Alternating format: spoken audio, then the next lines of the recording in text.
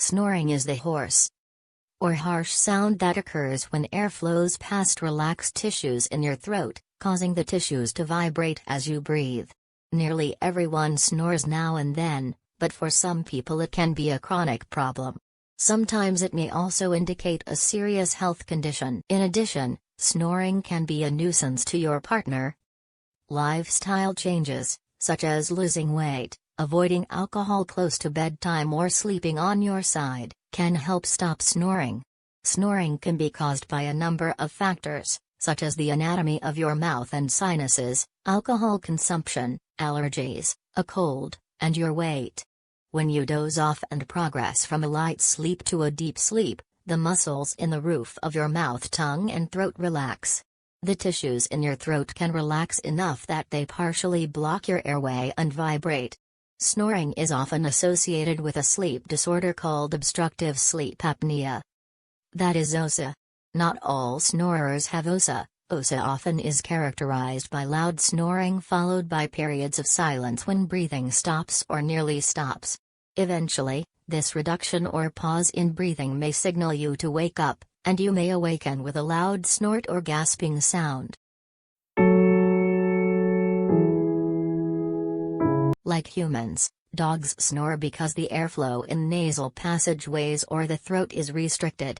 This can be perfectly normal and can be caused by something as simple as your dog sleeping on his back. You may think you're doing your dog good by feeding him treats, but it could be the root cause of his noisy breathing.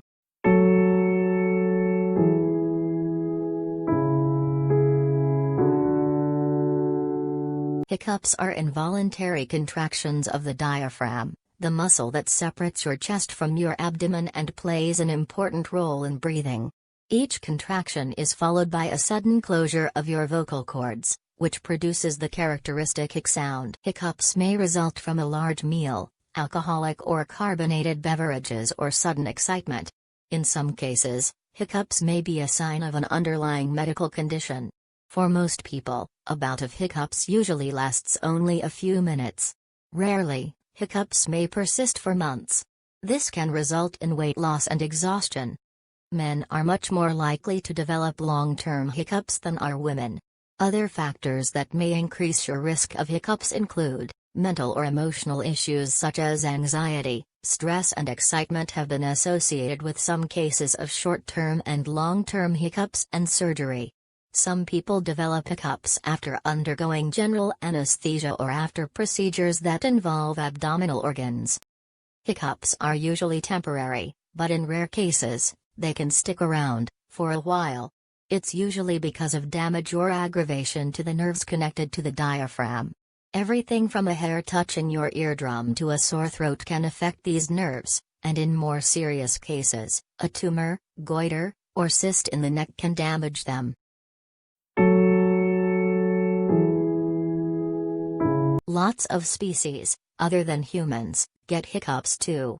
This annoying experience happens when something irritates the diaphragm into a sudden contraction, pushing air up into the lungs so quickly that the epiglottis in the throat shuts. Almost any animal with this kind of breathing system can suffer the same result, including all mammals. Kittens often get hiccups although they don't make much noise, while adult cats and dogs sometimes do if they eat too fast. Horses get loud hiccups, and all sorts of animals have been filmed hiccuping, including squirrels, otters, and even a porcupine. 1. Hold your breath and swallow 3 times. 2. Breathe into a paper bag but stop before you get lightheaded. 3. Drink a glass of water quickly.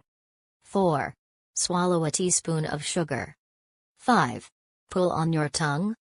6. Gargle with water.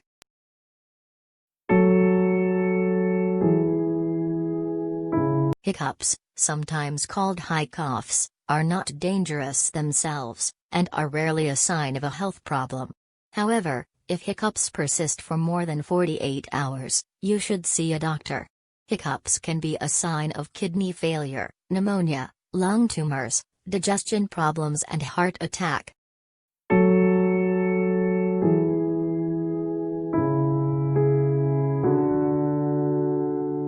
Sweat is comprised mostly of water, but it also contains sodium, chloride, potassium, calcium and magnesium. Someone who is not very in shape tends to lose more sodium in their sweat than a person who is fit. But everyone's sweat is slightly different. Some individuals will lose more sodium in their sweat than others. If your sweat is salty, meaning it stings your eyes, leaves a gritty feeling on your skin or produces a sting on an open wound, you're losing sodium, which you can replace with a sports drink. Sweating can be messy and stinky, but it's also your body's natural cooling mechanism. When your body temperature rises from exercise, heat, stress or hormone shifts, sweating helps keep your internal temperature at a comfortable 98.6 degrees Fahrenheit. Sweat is also known as perspiration, and it is made almost completely of water, with tiny amounts of other chemicals like ammonia, urea, salts, and sugar. Ammonia and urea are left over when your body breaks down protein. Composed of about 99% water, sweat evaporates on the skin's surface, cooling the body and keeping it from overheating. Sweat itself is virtually odorless to humans. It is the rapid multiplication of bacteria in the presence of sweat and their breaking down of sweat into acids that eventually causes the unpleasant smell. From a physiological perspective, sweating is absolutely a good thing. Our body would overheat if we did not sweat. But some of the activities that cause sweating, that is excessive time in the heat, being nervous or sick, is associated with other problems, such as heat exhaustion, anxiety and illness. And that's it. Let's see in the next interesting video. Do you want to learn something new? Are you curious about stuffs? Then stay tuned. And do like, share and subscribe to Doyouknow channel.